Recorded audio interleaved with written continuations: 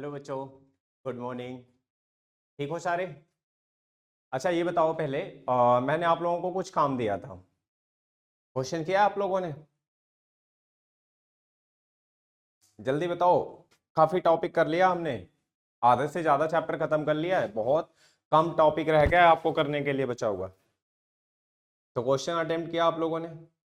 Okay. कुछ confusions वगैरह है बच्चों आपके क्वेश्चंस वगैरह में कहीं पे भी? कुछ कंफ्यूजन है कहीं पे? Good morning, good morning. बता दो। आप लोगों ने एनसीईआरटी क्वेश्चंस किया है और उसमें आप लोगों को कुछ कंफ्यूजन है? ओके, कंफ्यूजन है। ठीक है बच्चों, एक काम करो। मैं ये वाला टॉपिक एजियोट्रॉपिक मिक्सचर वाला कराता हूँ, ठीक है? स्टार्टिंग के 5 से 10 मिनट में हो जाएगा। और जैसे ही टॉपिक खत्म होगा आप लोग अपने क्वेश्चंस लिख लो। जो भी चाहिए आप लोगों को चैट बॉक्स में क्वेश्चंस डाल दो कि कौन कौन से क्वेश्चन आप लोगों को पूछने हैं बैक एक्सरसाइज के, एक से लेके जितने भी अटेम्प्ट किए हैं आपने। ठीक है, इसके बाद मैं एक एक करके सारे क्वेश्चंस डिस्कस कर लूंगा। ठीक है, चलो। तो पहले तो ध्यान से एक टॉपिक समझ लो। लास्ट क्लास में हमारा ये कवर नहीं हो पाया था, तो हम इसे पहले कवर कर लेते हैं। क्या है? स्थिर क्वथनांक मिश्रण, है ना? कांस्टेंट बॉइलिंग एजियोट्रॉप या कांस्टेंट बॉइलिंग मिक्सचर की बात करते हैं। मैंने लास्ट क्लास में आप लोगों को थोड़ा समझाया था, मैं फिर से सारी बातें रिपीट करता हूं। ये वो मिक्सचर है बच्चों, जब दो या दो से ज्यादा हम क्या करते हैं, लिक्विड सब्सटेंसेस को, वोलेटाइल चीजों को क्या करते हैं, हम मिक्स करते हैं ना। तो मिक्स करने पे दोनों का बॉइलिंग पॉइंट भले अलग अलग हो, लेकिन मिक्स करने के बाद दोनों का बॉइलिंग पॉइंट क्या हो जाता है, सेम हो जाता है। इसीलिए इसको क्या बोलते हैं, कांस्टेंट बॉइलिंग मिक्सचर बोलते हैं। अच्छा, एग्जांपल के तौर पे जैसे सपोज करो H2O है। H2O का बॉइलिंग पॉइंट कितना होता है बच्चों, यानी क्वथनांक, ये होता है 100 डिग्री सेल्सियस। एल्कोहल की बात करें बच्चों, जैसे इथेनॉल की, इथेनॉल का जो बॉइलिंग पॉइंट या क्वथनांक की बात करोगे तो ये होता है 78 डिग्री सेल्सियस के आसपास। ठीक है। और जब दोनों को आप क्या करते हो, मिक्स करते हो ना, तो मिक्सचर का जो बॉइलिंग पॉइंट होता है यानी मिश्रण का, वो हो जाता है आपका 78 के आसपास। तो हुआ क्या, हुआ ये कि जो वाटर आपका 100 पे बॉईल हो रहा था और जो आपका एल्कोहल 78 पे बॉईल हो रहा था, दोनों को मिक्स करने के बाद मिक्सचर का बॉइलिंग पॉइंट कितना हो गया, 78 हो गया। इसका मतलब ये हुआ कि अब अगर आप हीट करना शुरू करोगे, गर्म करोगे, तो 78 डिग्री सेल्सियस पे ही दोनों के दोनों वाष्प अवस्था में कन्वर्ट होना स्टार्ट हो जाएंगे। समझ रहे हो? तो ये क्या बन गया, एक ऐसा मिक्सचर बन गया कि वो भूल गया कि वाटर का क्वथनांक क्या है, 100 है या इसका 78 है। मिक्सचर का एक अलग क्वथनांक बन गया और इसी पे दोनों ही वाष्प अवस्था में जा रहे हैं। ठीक है, तो ध्यान रहे, कुछ द्रव मिश्रण ऐसे होते हैं जो उबलते समय द्रव और वाष्प दोनों में समान संरचना रखते हैं। यानी कहने का मतलब है, द्रव में भी दोनों समान संरचना रखते हैं और वाष्प में भी दोनों क्या होते हैं, साथ जाते हैं।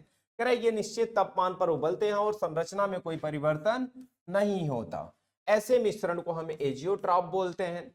इनका फ्रैक्शनल डिस्टिलेशन से पृथक्करण संभव नहीं होता। बहुत ध्यान से समझना बच्चों, ये जो फ्रैक्शनल डिस्टिलेशन की बात की जाती है, ये तब यूज किया जाता है 25 डिग्री सेल्सियस या 25 केल्विन, इतने का डिफरेंस हो दो, मतलब द्रव के बीच में जो उनका क्वथनांक होगा, उनका अगर क्या हो, डिफरेंस कितना हो, मतलब अंतर कितना हो, 25 केल्विन का हो, तब जाके आप क्या यूज करते हो, फ्रैक्शनल डिस्टिलेशन यूज करते हो। बट इनका तो फ्रैक्शनल डिस्टिलेशन से भी पॉसिबल नहीं है, क्योंकि जैसे ही आप इनको मिक्स करते हो, दोनों का ही क्वथनांक क्या हो जाता है, सेम हो जाता है। मतलब जब भी इनको उबालोगे, जब भी इनको गर्म करोगे, ये दोनों एक ही टेम्परेचर पे क्या होंगे, वाष्प अवस्था में जाना शुरू हो जाएंगे।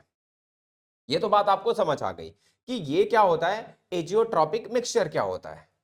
ठीक है, कि जब दो चीजों को मिक्स करो तो दोनों का क्या हो, क्वथनांक सेम हो जाए, ऐसे मिश्रण को आप एजियोट्रॉपिक मिक्सचर बोलोगे। अब बात करते हैं, यहां पे दो तरह के होते हैं, मिनिमम बॉइलिंग एजियोट्रॉप होता है और एक मैक्सिमम बॉइलिंग एजियोट्रॉप, मतलब न्यूनतम क्वथनांक एजियोट्रॉप। और एक होता है आपका क्या, मैक्सिमम, यानी अधिकतम वाले में चले जाओ। ठीक है, अगर मैं यहां पे थोड़ी बात करूं एजियोट्रॉप में, तो ध्यान देना क्या होगा आपका, कह रहा पहला, ये वो एजियोट्रॉप्स होते हैं जो धनात्मक विचलन शो करते हैं। ये वो मतलब लाइक बिलियन आप ले लोगे, वो मिश्रण होंगे जो क्या करते हैं, धनात्मक विचलन शो करते हैं। धनात्मक बिलियन वाले जो होते हैं वो सारे क्या होते हैं, आपके न्यूनतम क्वथनांक में आते हैं। इनका क्वथनांक शुद्ध अवयवों से कम होता है। उदाहरण के तौर पे इथेनॉल और पानी बताया मैंने, लगभग 90% इथेनॉल और 5% पानी। अगर इनको आप मिला के बनाओगे तो ये कौन से होंगे, आपके धनात्मक विचलन वाले होंगे। अच्छा, मैं थोड़ा सा ना ग्राफ से इसको क्लियर करता हूं आप लोगों को, ध्यान देना। ये आपका ग्राफ हो गया। यहां पे आप क्या कहते हो कि XA 1 होता है और XB क्या होता है, 0। यहां पे क्या कहते हो, XB 1 होता है और XA आपका क्या होता है, 0। यहां पे सपोज कर लो आपने P0 A ले लिया और यहां सपोज कर लो आपने P0 B ले लिया, ठीक है। अब अगर आप यहां पे क्या करते, आप ध्यान से समझना इस बात को। अगर आप यहां पे बच्चों, अगर ये चीज आप कहते कि भाई ये आइडियल सोल्यूशन होता, तब तो स्ट्रेट लाइन होती, है ना बच्चों। आइडियल सोल्यूशन होता अगर, तो ये क्या कहते आप, स्ट्रेट लाइन होती। लेकिन मैं डैश डैश बना रहा हूं, इसका मतलब यही है कि भाई ये स्ट्रेट लाइन नहीं मिलेगी। ये क्या मिलेगा आपको, ये आपका स्ट्रेट लाइन तो नहीं है, ठीक है। ये आपका क्या होगा, ये आपका होगा नॉन आइडियल सॉल्यूशन, यानी कहने का मतलब है अनादर्स बिलियन। तो इसमें आपको कर्व मिलेगा। अब ये पॉजिटिव डेविएशन शो करते हैं, मतलब धनात्मक विचलन। तो आप इसमें ऐसे बनाओगे, इसके कर्व को कैसे बनाओगे, ऐसे, ठीक है। कि ये जो भी आइडियल सॉल्यूशन, जो भी आपके आदर्श बिलियन से प्रेशर शो करता है, उससे थोड़ा ज्यादा वाष्प दाब क्या करेगा, शो करेगा।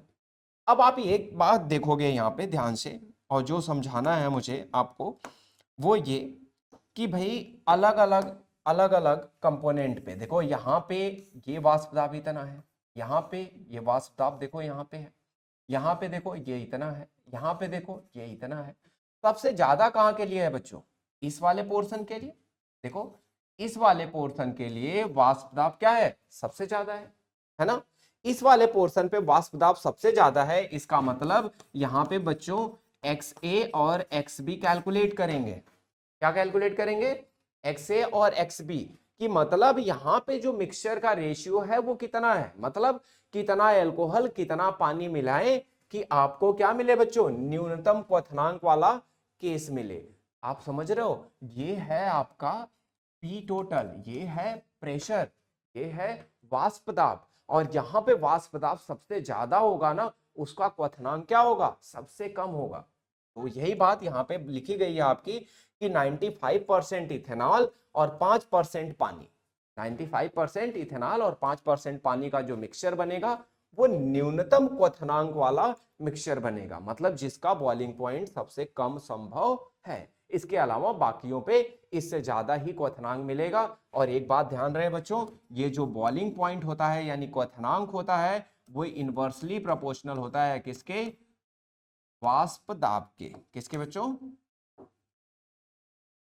वाष्प दाब के, ठीक है, वाष्प दाब के। तो समझ गए, जिसका वाष्प दाब ज्यादा होगा उसका क्वथनांक क्या होगा, कम होगा, और जिसका वाष्प दाब कम होगा उसका क्वथनांक ज्यादा होगा। तो ये पॉजिटिव डेविएशन दिखाता है, यानी ज्यादा आपका दिखाता है वाष्प दाब, मतलब इसके लिए आपको क्या मिलेगा, न्यूनतम क्वथनांक एजियोट्रॉप मिलेगा। बात आप लोगों को समझ आ गई होगी, ठीक है। अब थोड़ा सा चेक कर लेते हैं। अच्छा, ये है बच्चों अधिकतम क्वथनांक एजियोट्रॉप। ये क्या है बच्चों, अधिकतम क्वथनांक एजियोट्रॉप। इसे भी ग्राफ से समझाता हूं, ध्यान देना। ये वो दिखाएंगे, अधिकतम वाले कौन दिखाएंगे बच्चों, मैंने अभी समझाया ना कि बॉइलिंग पॉइंट जो होता है वो इनवर्सली प्रोपोर्शनल होता है किसके, यानी व्युत्क्रमानुपाती होता है किसके, वाष्प दाब के। तो जो आपका क्वथनांक होगा बच्चों, ठीक है, जो आपका क्वथनांक होगा वो इनवर्सली प्रोपोर्शनल होगा किसके, व्युत्क्रमानुपाती होगा किसके, वाष्प दाब के। मतलब वाष्प दाब कम क्वथनांक ज्यादा, वाष्प दाब ज्यादा तो क्वथनांक कम।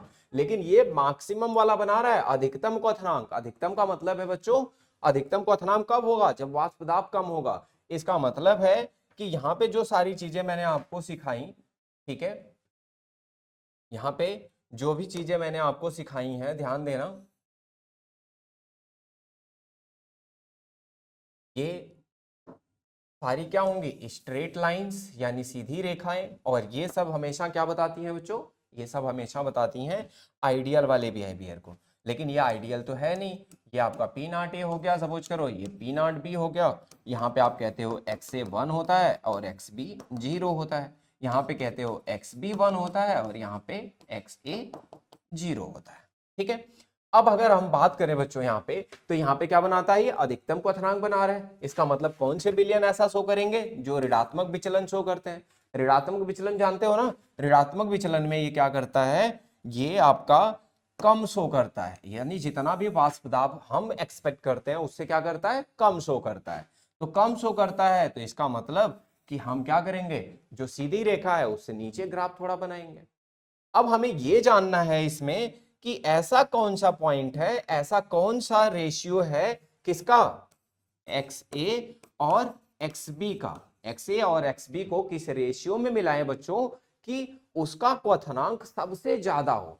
ठीक है, अलग अलग मिला के देखेंगे, थोड़ा थोड़ा अमाउंट बदल बदल के, और जब बदल बदल के देखेंगे बच्चों तो ये देखो सबसे नीचे कहां पे मिल रहा है ग्राफ, यहाँ पे ये वाला जो पॉइंट होगा ना बच्चों, यहाँ पे एक्स ए और एक्स बी क्या निकालेंगे, कैलकुलेट करेंगे।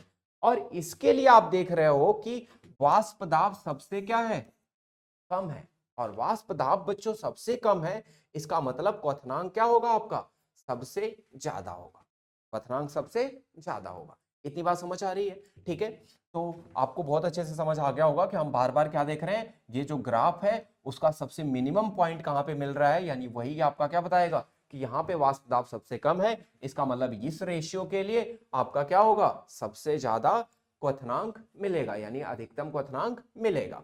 अब बच्चों यहाँ पे मिश्रण कौन सा लें, तो उसको लें जो नेगेटिव डेविएशन या फिर ऋणात्मक विचलन शो करता है। अब जैसे नाइट्रिक अम्ल हो गया और पानी हो गया, क्या हो गया बच्चों, नाइट्रिक अम्ल और पानी, इनमें क्या बनता है बच्चों, हाइड्रोजन बॉन्डिंग। हाइड्रोजन बॉन्डिंग मतलब फोर्स ज्यादा हो जाता है, बल इनके अंदर ज्यादा हो जाता है, अंतराणुक बल, जिसकी वजह से वाष्प अवस्था में कम जाते हैं, वाष्प अवस्था में कम जाते हैं तो वाष्प दाब कम होता है, यानी ऋणात्मक विचलन शो करते हैं। अब कह रहा है यहाँ पे 68% अगर हम क्या करें नाइट्रिक अम्ल और 32% पानी रखें, तो बच्चों इसका क्वथनांक क्या होता है, सबसे ज्यादा मिलता है। तो ये बात आपको समझ आ गई कि अधिकतम क्वथनांक एजियोट्रॉप क्या होता है बच्चों, क्लियर हो सारे, कोई कंफ्यूजन तो नहीं किसी को, कोई कंफ्यूजन है तो जल्दी बताओ। एजियोट्रॉप समझ आ गया बच्चों, और अगर ये खत्म हो गया बच्चों ना, तो कोलिगेटिव प्रॉपर्टी यानी अणुसंख्य गुणधर्म आपका और बचा हुआ है इसमें। ठीक है, मैं वही समझाऊंगा, चैप्टर खत्म हो जाएगा, लेकिन फिलहाल मैं पहले थोड़े आप लोगों के न्यूमेरिकल चेक कर लो। चलो, ये तो समझ आ गया होगा। अब आप लोग साथ साथ मुझे अपने न्यूमेरिकल की बात बता दो। हम्म, अपने क्वेश्चंस नंबर मुझे मेंशन कर दो ताकि मैं डिस्कस कर लूं आप लोगों को क्या नहीं आता।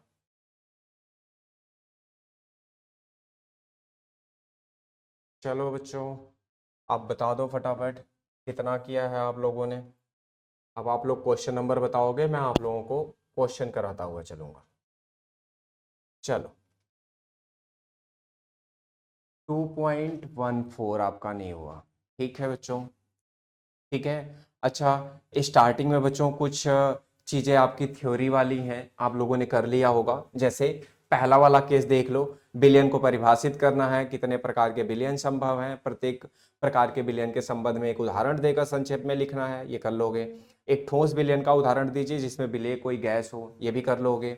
निम्न पदों को परिभाषित करना है बच्चों, मोल अंश, मोलरता, मोललता और द्रव्यमान प्रतिशत, सब आपको करवा रखा है। ठीक है, प्रयोगशाला कार्य के लिए प्रयोग में लाए जाने वाले सांद्र नाइट्रिक अम्ल, द्रव्यमान की दृष्टि से नाइट्रिक अम्ल 68% जलीय विलयन है। यदि इस विलयन का घनत्व कितना है, 1.504 ग्राम पर ml है, तो अम्ल के इस नमूने की मोलरता क्या होगी। सब लोगों ने कर लिया है बच्चों, 1.4, 1.5, 1.6, कहीं भी किसी को कुछ डाउट है, क्वेश्चन नहीं समझ आया, मैसेज कर दो फटाफट। चलो, किसी का मैसेज नहीं आ रहा है तो मैं ना ये समझाता हूँ। 1.6 बताना है, ठीक है, 1.6 बता देता हूँ। कह रहा है 1 ग्राम मिश्रण में बच्चों Na2CO3 NaHCO3 के मोलों की संख्या समान है, तो इस मिश्रण से पूर्णतः क्रिया करने के लिए 0.1 मोलर HCl के कितने ml की आवश्यकता होगी। ठीक है बच्चों, अब ध्यान से समझना क्वेश्चन क्या कह रहा है। पहले तो क्वेश्चन पे आते हैं। ठीक है, क्वेश्चन पे पहले आओगे अगर आप, तो यहाँ पे एक बात चेक करोगे कि क्वेश्चन में पता है क्या कह रहा है। क्वेश्चन में कह रहा है कि 1 ग्राम आपका क्या है, कोई मिक्सचर है।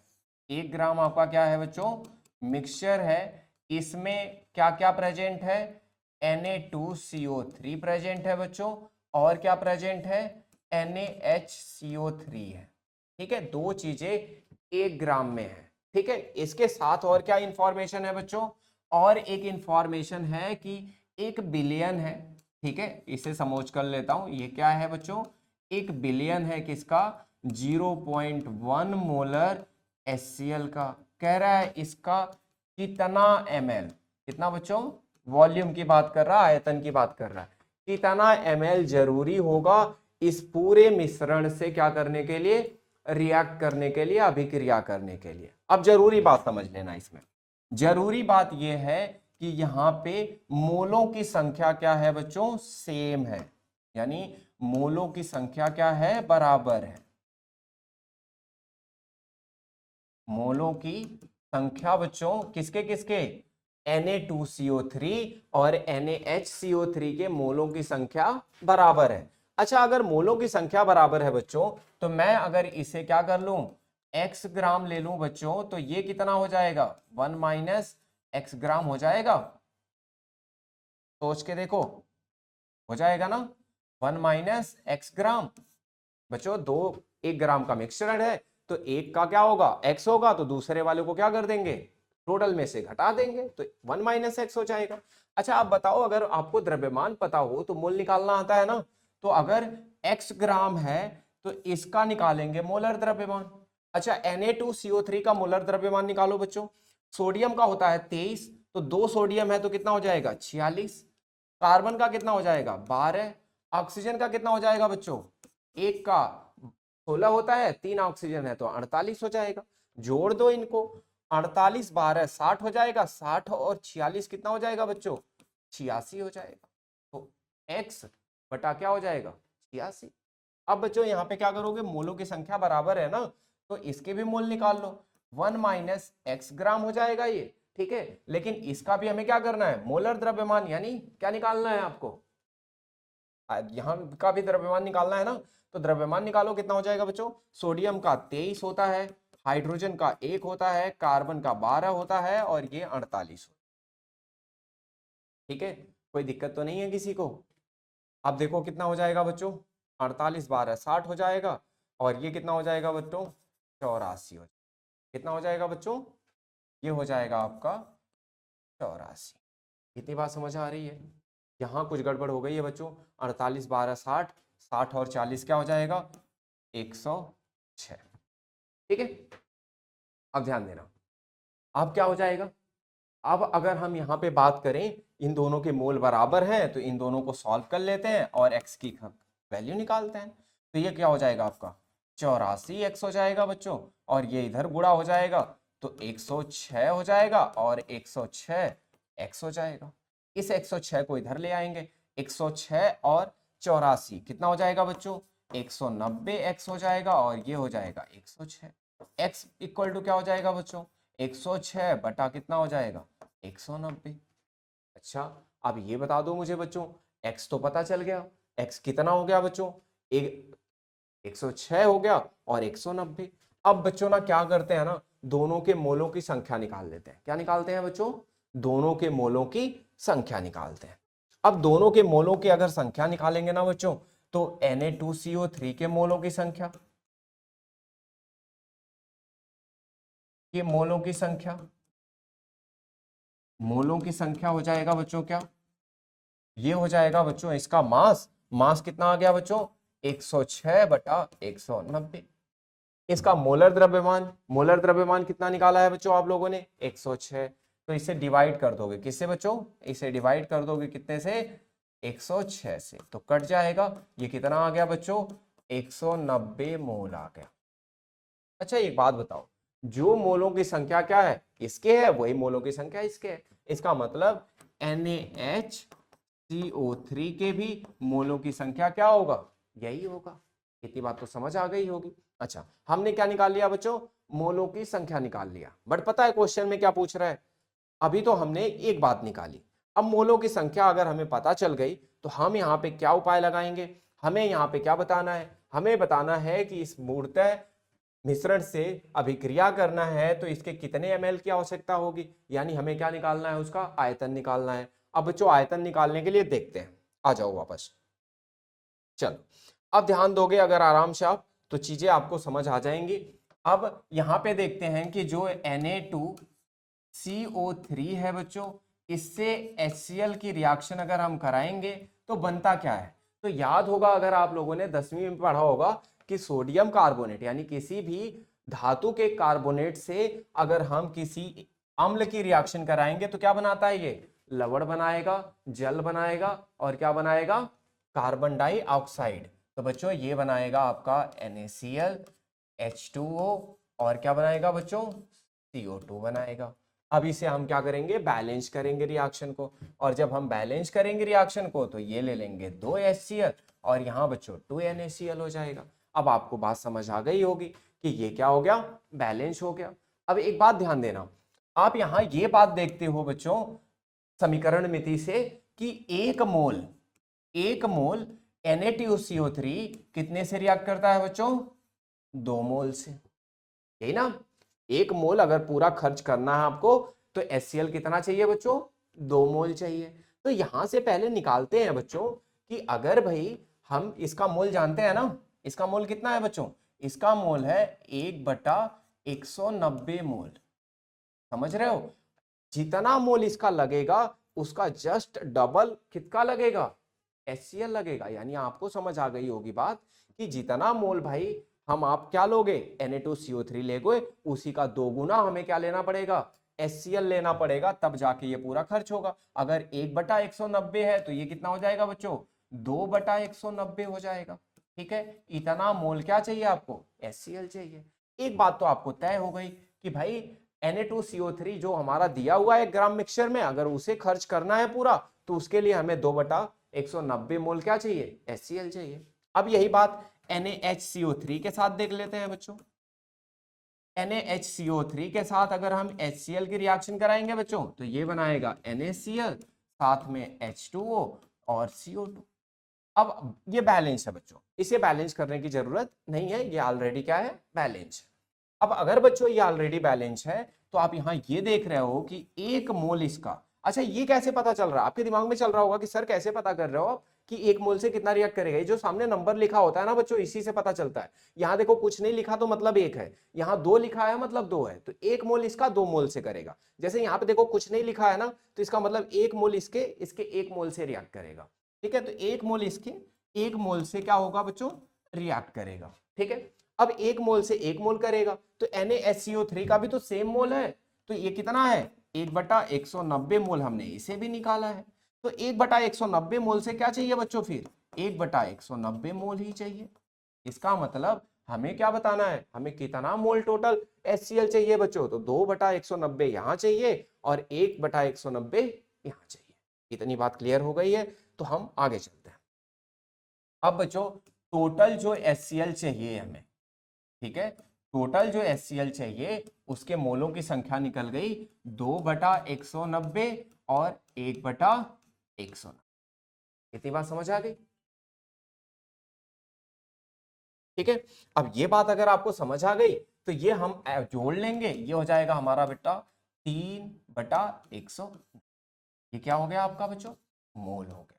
ठीक है, डिनोमिनेटर यानी हर अगर आपका क्या होता है, बराबर होता है तो अंश को जोड़ लेते हैं। ठीक है, तो ये हो गया 3/190। अब आते हैं बिलियन पे। बिलियन की मोलरता हमें दे रखी है बच्चों 0.1 मोलर। अब आप लोगों को जब मोलरता पढ़ाया था मैंने क्या समझाया था, मैंने आपको समझाया था 0.1 मोल का मतलब होता है, 0.1 मोलर का मतलब कि अपान में 1, मतलब 0.1 मोल HCl आपका है कितने में बच्चों, 1 लीटर में, 1 लीटर सोल्यूशन, 1 लीटर बिलियन में। 1 लीटर बिलियन में बच्चों कितना है, 0.1 मोल है। ठीक है, तो ये बताओ 1 लीटर का मतलब बच्चों कितना होता है, 1000 होता है। 1 लीटर का मतलब होता है कितना, 1000 ml। तो 1000 ml में 0.1 मोल है बच्चों, तो आपको कितना चाहिए, 3/190 मोल चाहिए। तो आप पहले यहां से क्या निकालोगे, 1 का निकालोगे। पता है बच्चों, जब कभी 1 का निकालना होता है तो क्या करते हैं, जैसे अगर कोई कह दे 20 रुपए में 5 चॉकलेट मिल जाएंगी, तो 1 चॉकलेट कितने की मिलेगी, तो आप कहोगे 20 को 5 से डिवाइड कर देते हैं, 4 मिलेगी। ठीक है, तो कहने का मतलब क्या हुआ, जब ज्यादा का दिया रहता है और आपसे 1 का पूछता है तो 1 के लिए हमेशा भाग देते हो। तो यहाँ पे 0.1 का दिया है, 1000 ml, आपको किसका चाहिए, 1 मोल का चाहिए। 1 मोल HCl कितने में मिलेगा भाई, तो ये मिलेगा आपका 1000 और बटा कितना हो जाएगा, 0.1। अच्छा बच्चों, लेकिन इसका थोड़ी चाहिए, 1 का पता किया है इसलिए ताकि मैं 3/190 का पता कर पाऊं। जैसे अब मुझे किसी ने कह दिया कि भाई 20 रुपए की इतनी चॉकलेट मिलती है और मुझे 10 चॉकलेट आप जाओ मार्केट से ले आओ। आप दिमाग में हिसाब लगाने लगोगे कि भाई 20 रुपए की अगर 4 मिलती है तो एक कितने की मिलेगी, 5 रुपए की। अब मुझे 10 चाहिए तो 5 गुणे 10 मतलब 50 रुपए चाहिए टोटल।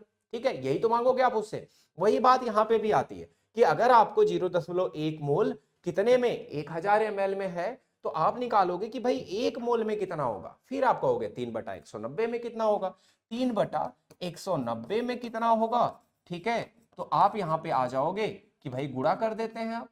अब 1000 1 हो गया और यहां बच्चों हो गया 3/190। आप एक बात ध्यान रखोगे, अब यही कैलकुलेशन ही तो करनी है, कैलकुलेशन कर देते हैं। यहां से दशमलव हटाओगे बच्चों तो 1 जीरो ऊपर बढ़ जाएगा, तो ये हो जाएगा 1 2 4 हो जाएगा, और गुणे 3 कर दो और नीचे 190 कर दो बच्चों। अब ये गुणा कर दो, ये हो जाएगा 3, 1 जीरो से 1 जीरो कट कर दो, ये हो जाएगा बच्चों 3000 और ये हो जाएगा 19। 19 से भाग दे दो बच्चों 3000 को। ठीक है, दे दो, एक बार ले जाओगे तो 19, यहाँ क्या हो जाएगा, एक, यहाँ एक, 110, 19 बचे 95 हो जाएगा बच्चों। 95 हो जाएगा तो 10 में से 5 5 हो जाएगा और यहाँ पे 15 आ जाएगा। ठीक है, एक जीरो तो यहाँ लिख ही लिया है, अब ये जीरो और आ जाएगा, 150 हो जाएगा। ठीक है, 19 छक्का 114, 19 साते 133, 133 हो जाएगा बच्चों ये, और यहाँ आ जाएगा आपका 70। ठीक है, अब ये हो जाएगा आपका कितना, कितना हो जाएगा बच्चों, 19 वाटे कितना होता है बच्चों, 100 कितना होता है, 71 होता है। 19 वाटे 171 होता है बच्चों, तो 7 बार फिर से ले जा, 19 वाटे कह रहा हूँ, 19 नवा 171 होता है, इसका मतलब हमें 8 बार ही ले जाना पड़ेगा। तो आपका कितना आ गया बच्चों आंसर, आंसर आ गया 157.8 ml। समझ आ गई होगी बात बच्चों, क्या सबको ये वाला क्वेश्चन क्लियर है, बिल्कुल सही से समझ आया, मैसेज कर दो बच्चों।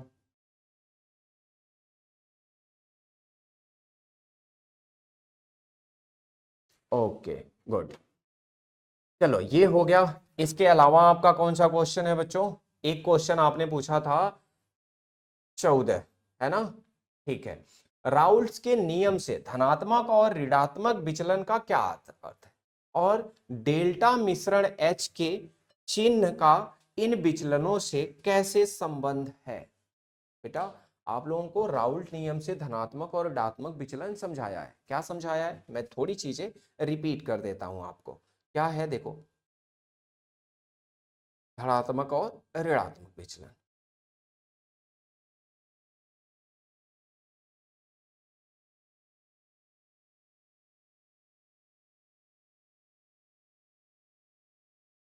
हाँ पहले तो विचलन का कारण समझ लो। क्या बताया था बच्चों आप लोगों को विचलन का कारण, कि भाई जब दो द्रव को एक साथ मिलाओगे, जब दो द्रव को क्या करोगे एक साथ मिलाओगे, तो उनके बीच में जो लगने वाला अंतरा अणुक बल होता है ना, उसमें अगर चेंज ना आए, जैसे यहाँ पे दो तरह के अणु होंगे भाई, इसमें जो अणु होंगे सारे वो ए होंगे, इनके बीच में जो बल लग रहा होगा वो तो आपको पता ही है कि सेम होगा।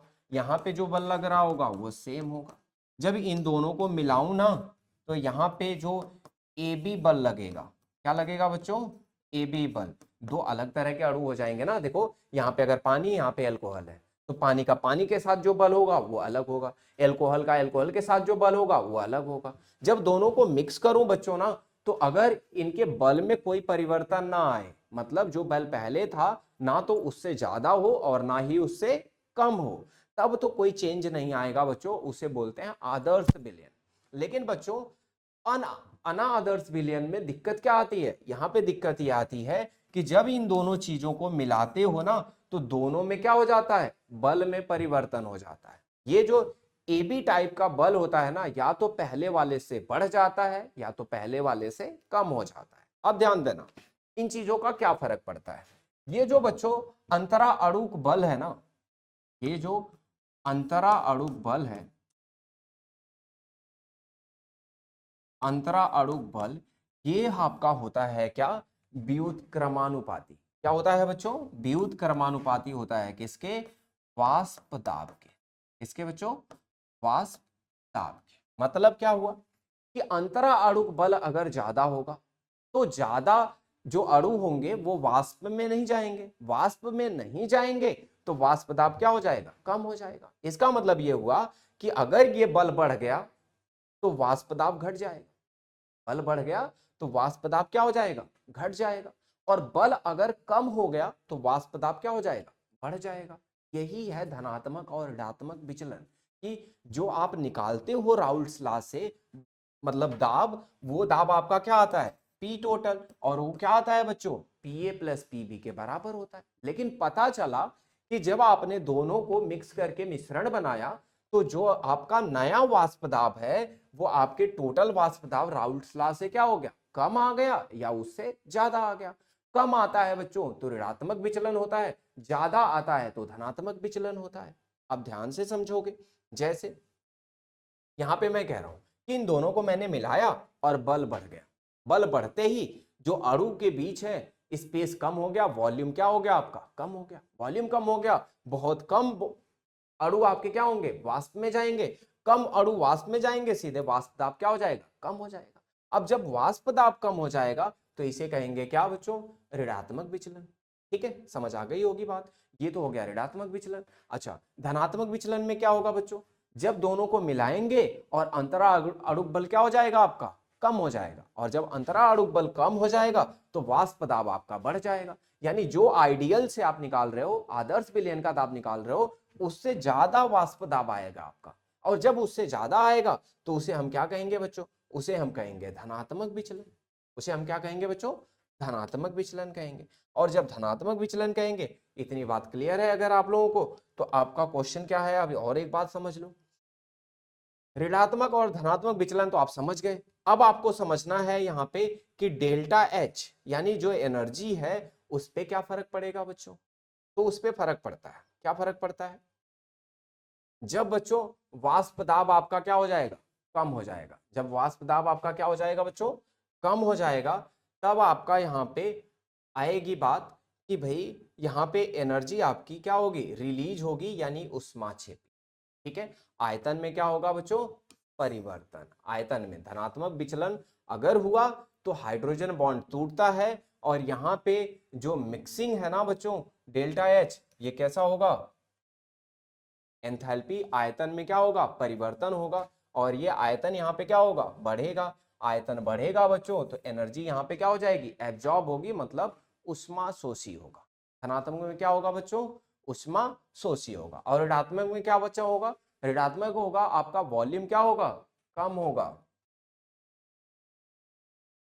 आपका ऋणात्मक में क्या होगा बच्चों, वॉल्यूम कम होगा, और वॉल्यूम कम होगा तो रिएक्शन कैसी होगी बच्चों, ऊष्माक्षेपी होगी। मतलब जब धनात्मक विचलन होगा तो कम वाष्प दाब होगा, यानी कम अणु वाष्प अवस्था में जाएंगे, तो ये क्या होगा, ऊष्माक्षेपी होगा। ऊष्माक्षेपी का मतलब जहां पे क्या होगी, हीट रिलीज होगी, ऊष्मा निकलेगी। इतनी बात क्लियर है, क्या लिख लोगे ये बातें, जल्दी बताओ। समझ आया ये क्वेश्चन आपको 14 वाला। और कोई डाउट है बच्चों?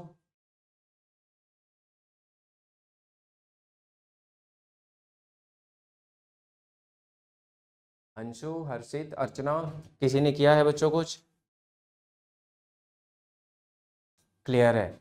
ये तो ठीक है बच्चों, ये तो समझ आ गया। इसके अलावा आप लोगों ने न्यूमेरिकल वगैरह कर लिया है? हो गया था सब?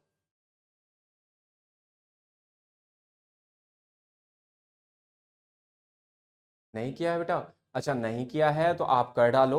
ठीक है, मैं बार बार एक ही बात कह रहा हूँ क्लासरूम में कि आप लोग ना न्यूमेरिकल अटेम्प्ट कर डालो। सारे न्यूमेरिकल जब अटेम्प्ट कर डालोगे ना बच्चों, तो आप लोग जब क्वेश्चन पूछोगे तो मैं ऐसे ही सारे क्वेश्चन आप लोगों को एक्सप्लेन कर दूंगा। और मैं चाहूंगा कि आपको चैप्टर का ना एटलीस्ट कोई भी न्यूमेरिकल ऐसा ना हो, कोई क्वेश्चन ऐसा ना हो जो ना आता हो। ठीक है, क्योंकि नंबर अच्छे चाहिए आप लोगों से मुझे, और वो भी पूरे चाहिए।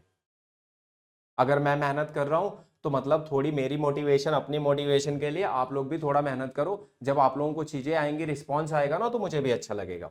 चलो ठीक है, तो आप लोगों का जो काम रहेगा घर से, वो आप बच्चों यहां से मैक्सिमम क्वेश्चन आप अटेम्प्ट करोगे।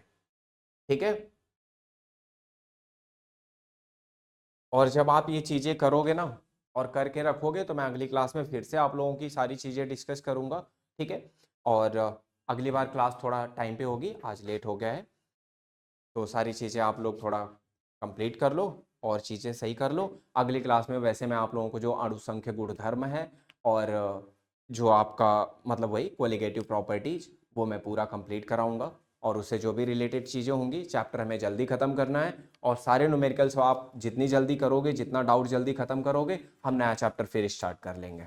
ठीक है, चलो बच्चों, फिर बाय बाय।